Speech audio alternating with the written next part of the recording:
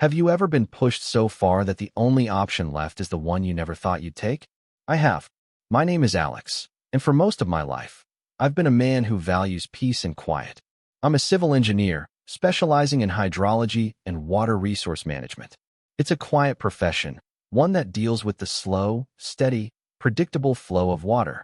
I inherited a large tract of ancestral land from my grandfather, a rugged piece of countryside with a creek, rolling hills, and a small, private reservoir he built in the 50s.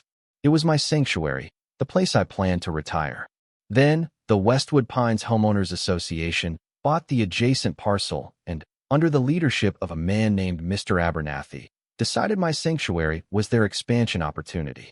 It started with a deceptively friendly letter about a new survey. It ended with them bulldozing a 100-year-old oak tree that marked my family's original property line and pouring the foundations for 35 luxury homes squarely on my land. What they didn't know, what they couldn't possibly have conceived in their arrogant rush for profit, was that my grandfather wasn't just a farmer. He was a brilliant engineer who believed in checks and balances.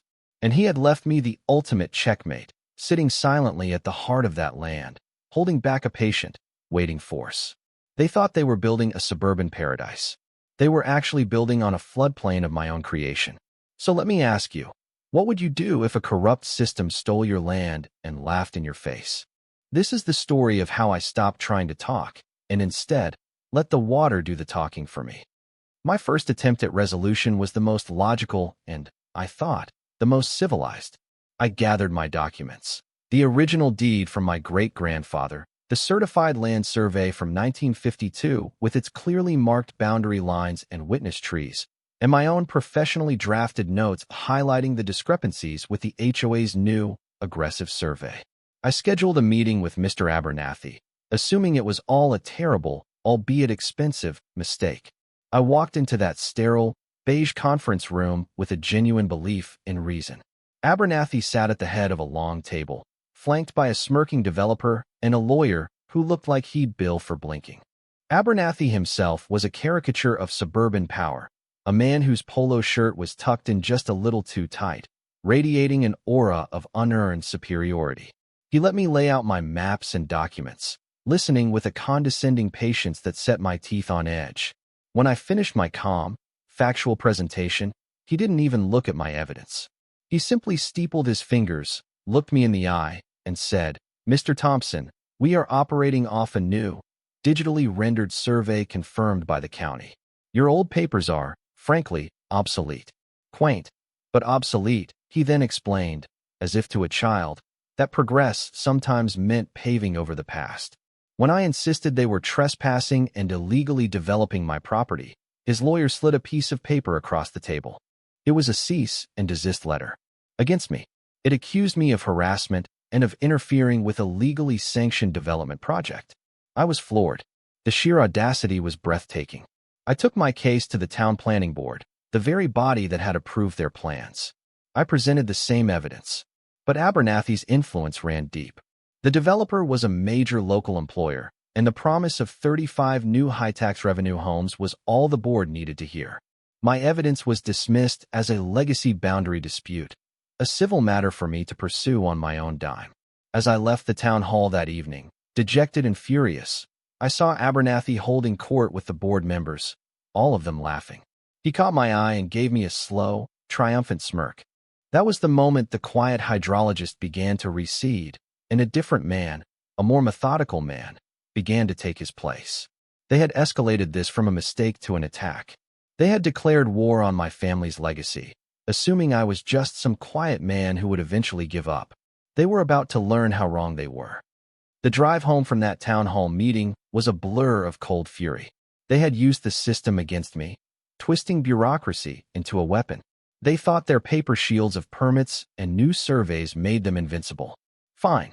I would find a different kind of system to work with, one older and more powerful than any town ordinance. The system of gravity, water, and land. That night, instead of sleeping, I went to my study. I pulled out the heavy wooden chest that contained my grandfather's life's work. He was a meticulous man. He had journals, blueprints, receipts, and correspondence for every project he ever undertook. For hours, I sifted through brittle pages and faded ink, the the smell of old paper and history filling the room. I was looking for anything related to the property line, some forgotten legal document, an old letter from the county. And then I found it. It wasn't a legal document. It was a thick, leather-bound journal from 1958. The title on the cover was Helios Project, a name I'd never heard before. Inside were my grandfather's elegant, slanted cursive notes, detailing the construction of the reservoir. But it was more than just a reservoir. He had designed and built a small, state-of-the-art earthen dam with a reinforced concrete sluice gate. He detailed the soil composition tests, the flow rate calculations for the creek, and the precise elevation mapping of the entire basin. This was my aha moment, the thunderclap that changed everything. Tucked into a sleeve in the back of the journal were the original permits from the State Water Board, granting him full riparian rights and the authority to operate the dam for agricultural and land management purposes on his property. But the final, crucial piece of the puzzle was a topographical map he had commissioned. On it, he had drawn a faint blue line, snaking its way from the dam's spillway right through the exact parcel where Westwood Pines was now building. He had labeled it, Natural Floodplain Recourse. My grandfather, a man who had seen the Dust Bowl, never trusted a single season to be like the last. He had designed the dam not just to create a reservoir, but as a pressure release valve. He had built a system to allow the land to revert to its natural, marshy state in times of drought or for land reclamation. The new development wasn't just on my property. It was built squarely in the middle of a pre-designated, engineered floodplain. Abernathy and his cronies hadn't just stolen my land. They had built their cardboard castles on the banks of my river. A slow, cold smile spread across my face. They had their paper shields. I had hydrology. The discovery of my grandfather's journal and the Helios Project blueprints shifted my entire mindset from defense to offense. This was no longer about begging them to acknowledge my property line. It was about asserting my indisputable rights over my own land and its features. My strategy began to form, not as a messy act of revenge, but as a precise, multi-stage engineering project. The objective was simple: restore the land to its natural, pre-development state, as outlined by my grandfather's floodplain map. The consequences for the illegally built houses were a secondary, albeit satisfying, outcome. I spent the next week in a whirlwind of methodical preparation.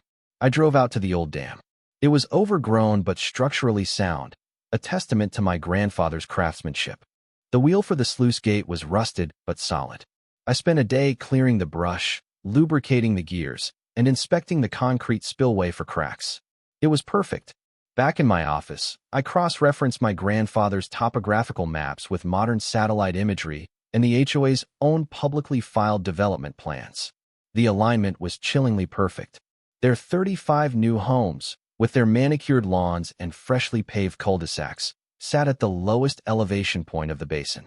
They had essentially built a subdivision in a bathtub, and I was standing at the faucet. Meanwhile, Abernathy's arrogance had only grown.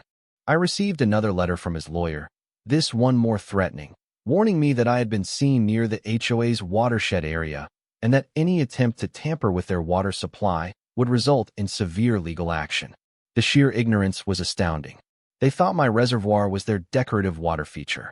They had no idea it was a functional piece of private engineering. This letter was a gift. It was proof of their ignorance and their baseless claims of ownership. I filed it carefully with my other documents. My plan didn't require allies in the traditional sense.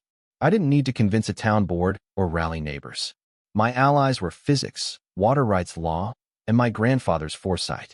This was a solo operation, clean and precise. The final stage of my planning was to document my intent. I would not be a saboteur, I would be a land manager. With my strategy solidified, I knew the next step was to make it legally airtight. Vengeance is satisfying, but vindication is permanent.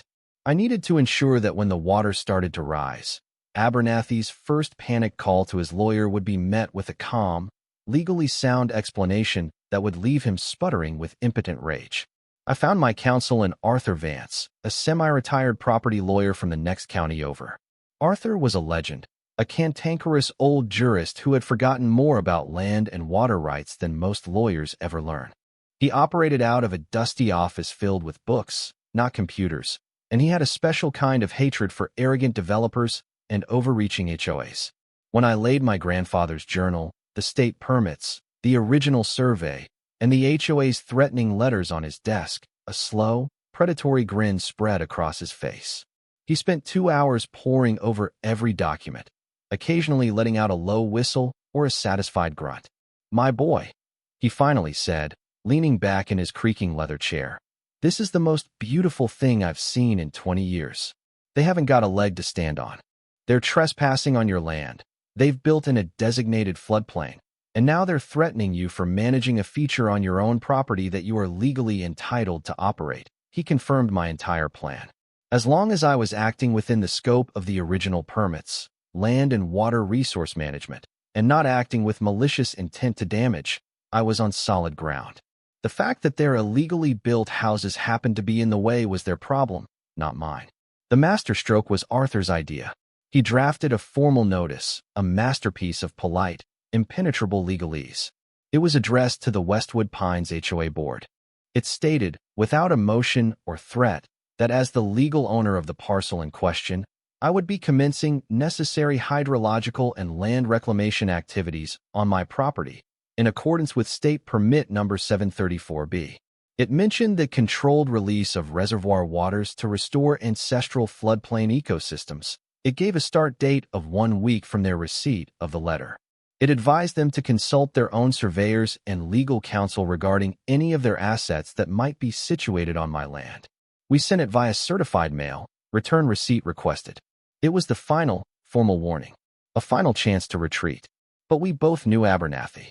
His ego wouldn't allow him to believe it was anything more than a bluff. He would see it as the desperate act of a beaten man. He would file it away, and in 1 week, I would begin. The day the signed receipt for the certified letter came back, a quiet sense of finality settled over me. They had been officially warned. Their arrogance was now their liability. The following Monday, under a clear, bright sky, I drove my truck out to the dam. It wasn't a dramatic, movie-like moment. There was no thunder and lightning. It was just me, a large wrench, and a century of my family's resolve. I had set up a solar-powered, time-lapse camera on a nearby ridge to document the entire process, ensuring there was an objective record of my actions. I approached the large, cast-iron wheel of the sluice gate. It was cool to the touch. With a grunt of effort, I fitted the wrench and gave it the first turn. The sound of metal grinding against metal, silent for decades, echoed in the quiet air. It moved stiffly at first, then groaned, and finally, with a shudder, the gate began to lift. I didn't throw it open. My plan was one of slow, inexorable pressure. I opened it just a crack, a mere 5%. A small, gurgling sound began as a trickle of dark water emerged from the base of the dam, snaking its way into the dry creek bed. It wasn't a flood, it was a reawakening. Over the next few days, I returned each morning and opened the gate another 5%. The trickle became a steady stream, then a confident brook, then a small, babbling river. The water, guided by the contours of the land my grandfather had so carefully mapped, followed its ancient path. It flowed directly towards the Westwood Pines development. The first effects were subtle. A few of the new homeowners, the ones on the lowest lots, probably noticed their pristine sod lawns were a bit squishy. A decorative flower bed might have looked perpetually overwatered. I could imagine the conversations. The sprinkler system must be leaking, or they really laid this sod on thick, didn't they? They would have called the site manager, who would have dismissed their concerns with a wave of his hand. They had no idea that the very ground beneath their feet was slowly, patiently, becoming saturated, reverting to the marshland it had always wanted to be. I watched through binoculars from my ridge. I saw kids trying to play on lawns that were now more like muddy fields. I saw a for sale sign begin to tilt as its posts softened in the wet earth. The slow burn had begun. They were living on borrowed time, on stolen land, and their foundation was turning to mud, one calculated gallon at a time. After a week, the water table in Westwood Pines had risen dramatically. What started as soggy lawns had escalated into standing pools of water in backyards. The meticulously landscaped drainage ditches the developer had installed were now full, not with rainwater, but with the steady, relentless feed from my reservoir. The creek bed that ran behind the last row of houses was no longer a dry depression in the ground. It was a flowing, 6-foot-wide river. The phone call I had been waiting for finally came. It was Abernathy. He didn't bother with pleasantries. "Thompson, what in God's name do you think you're doing? You're flooding my residence. I've got 3 families with water seeping into their crawl spaces. You turn it off right now." His voice was a mixture of panic and fury. The confident, condescending man from the meeting was gone, replaced by a snarling bully who was losing control. I remained perfectly calm. "Mr. Abernathy," I said, my voice even and measured, "I have no idea what you're talking about. I am simply performing some long-overdue land management on my own property, as is my right. You should have received a certified letter to that effect last week." There was a sputtering on the other end of the line. "Your property? That's HOA common land. Your land management is destroying our development. I will sue you for every penny you have." I almost smiled. "Arthur Vance is my legal counsel. I'd be happy to have him forward you a copy of my deed, my grandfather's survey, and the state water board permits for the Helios Project reservoir and dam. Perhaps you should compare them to the documents your developer provided you. I have a feeling you'll find some significant discrepancies." I could hear the click as he hung up. The point of no return had been crossed. The next day, 2 things happened. First, a local news van showed up, alerted by angry homeowners. Second, I received an official summons to an emergency HOA meeting to be held in the development's newly finished community center. The summons demanded my presence to answer for the deliberate and malicious destruction of private property. They were walking right into it. They thought they were cornering me, that public shaming and legal threats would force me to back down. They were about to stage their own execution, and they had just invited the entire town to watch. I called Arthur. "It's showtime," I said. He just chuckled. "Sharpen your spear, son. We're going hunting."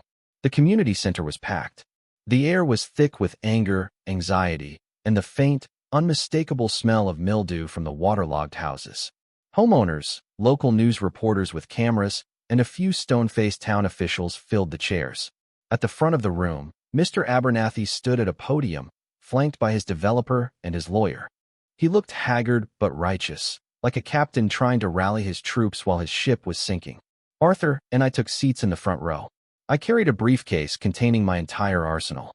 Abernathy began the proceedings with a fiery speech, painting me as a vindictive saboteur, a disgruntled neighbor engaging in environmental terrorism to settle a petty boundary dispute. He pointed at me, his voice booming with manufactured outrage. "This man, Alex Thompson, is single-handedly trying to destroy your homes, your investment, and your peace of mind. He has illegally opened a dam and is flooding this entire community." The homeowners erupted in angry shouts. The cameras turned to me. This was the moment they had engineered for my public humiliation. Abernathy, swelling with confidence, then made his fatal mistake. He turned to me and said, "Mr. Thompson, do you have anything to say for yourself before our legal counsel outlines the myriad of state and federal laws you have broken?" I stood up calmly. "I do. Thank you." I walked to the podium, opened my briefcase, and pulled out a stack of large, professionally printed maps and documents. Arthur had a portable projector set up in seconds. "Ladies and gentlemen," I began, my voice clear and steady, cutting through the anger. "My name is Alex Thompson. Mr. Abernathy is correct about one thing. I did open the sluice gate on the dam. What he failed to mention is that the dam, the reservoir, and all the land your houses are currently sitting on belong to me." An astonished murmur went through the crowd. I projected the first image, my great-grandfather's deed from 1912. Then the 1952 survey map, clearly showing the boundary line a half-mile from where they thought it was. Then I projected their own development plan on top of it, showing the 35 houses sitting deep inside my property line. The room fell silent. "And now," I said, my voice dropping for dramatic effect, "for the most important part, I projected my grandfather's topographical map with the blue, natural floodplain recourse line. It was a perfect overlay. The entire Westwood Pines development was inside it. This isn't a flood," I explained, turning to face the shocked homeowners. "This is a reclamation. My grandfather, an engineer, designed this system 50 years ago. Your developer, either through gross negligence or outright fraud, ignored the county records and built your homes in a legally designated, man-made floodplain." The reveal hit the room like a shockwave. The homeowners stared at the projector screen, their faces a mixture of confusion, horror, and dawning realization. They looked from the map to their soggy property deeds in their hands, and then their gazes, filled with a new and potent fury, shifted from me to Mr. Abernathy. He was sputtering, his face turning a blotchy red. "This is absurd. It's a forgery. A trick." His lawyer tried to interject, citing the county-approved survey, but Arthur Vance stood up, his old voice cutting through the noise like a razor. "The survey your developer filed conveniently ignores the federally registered P marker from 1952, which is still physically present and cemented in the ground by the old oak grove. My client's survey is the one of legal record. Yours is a document of convenience, and I suspect a fraud." A homeowner in the front row, a woman with tears in her eyes, stood up. "So you're saying our houses, they're worthless?" Before I could answer, another man stood and shouted at the developer. "You told us this was prime real estate. You sold us land you didn't even own." The dam of public opinion had broken. The anger in the room pivoted with breathtaking speed. It was no longer directed at me, the supposed saboteur, but at Abernathy, the developer, and the town officials who had rubber-stamped the project. The news cameras, which had been focused on me, now zoomed in on Abernathy's panicked, sweating face. I delivered the final, crushing blow. "I would also like to present a copy of the certified letter I sent to the HOA board over 2 weeks ago," I said, projecting the letter and the signed receipt onto the screen. "It explicitly warned you that I would be commencing hydrological activities on my land and advised you to address any of your assets situated within my property. You were warned. You ignored it, that was it." Abernathy's power, built on bluster and backroom deals, evaporated under the harsh lights of the television cameras. He had no defense. The homeowners descended into chaos, screaming questions at him, at the developer, at the town officials who were now trying to discreetly slip out the back. He was publicly and irrevocably ruined. His downfall wasn't caused by the water I had released, but by the truth I had revealed. He had been so confident in his power that he never bothered to check the facts. And now, the foundation of his little empire was washing away right in front of everyone. The aftermath of that meeting was a cascade of consequences, swift and brutal for everyone but me. The story led the local news for a week, framed as a tale of corporate greed and government negligence brought to light by one man's quiet determination. The Westwood Pines development became an instant, infamous local landmark. The 35 houses, now sitting in a perpetual shallow marsh, were condemned by the county within a month, citing illegal construction on unowned land and unsafe conditions within a floodplain. The homeowners, rightfully furious, banded together and filed a massive class action lawsuit, not against me, but against the developer, the HOA board led by Abernathy, and the town planning board. My lawyer, Arthur, gleefully informed me that the developer's insurance carrier had denied all their claims, citing the fraudulent survey as a breach of their policy. The developer filed for bankruptcy. Abernathy was forced to resign from the HOA in disgrace, his reputation shattered. He sold his own home, on the correct side of the property line, thankfully for him, and moved away, a pariah in the community he once ruled. For my part, I slowly closed the sluice gate on the dam, allowing the water to recede back into the reservoir. The land, however, was changed. It was a lush, vibrant wetland now, teeming with birds and wildlife that hadn't been seen in the area for years. Instead of fighting it, I embraced it. I worked with a state conservation group to have the reclaimed floodplain designated as a permanent nature preserve, ensuring no developer could ever touch it again. The property line was resurveyed and marked with permanent, unmissable steel posts. My victory wasn't just in reclaiming my land. It was in restoring a piece of the natural world that had been carelessly paved over. I had learned a powerful lesson. The world often mistakes quietness for weakness and patience for passivity. But true strength isn't about being the loudest voice in the room. It's about understanding the systems you're working with, be they legal, social, or hydrological, and using that knowledge to apply slow, steady, and unstoppable pressure until the truth finds its own level. In the end, I found the peace I had always wanted, not in a quiet retreat, but in the decisive, satisfying act of justice. And every morning, when I look out over the flourishing wetlands that were once my stolen land, I'm reminded that sometimes The best way to solve a problem is to simply let nature take its course. What dormant power, what forgotten knowledge do you have that you've never had to use?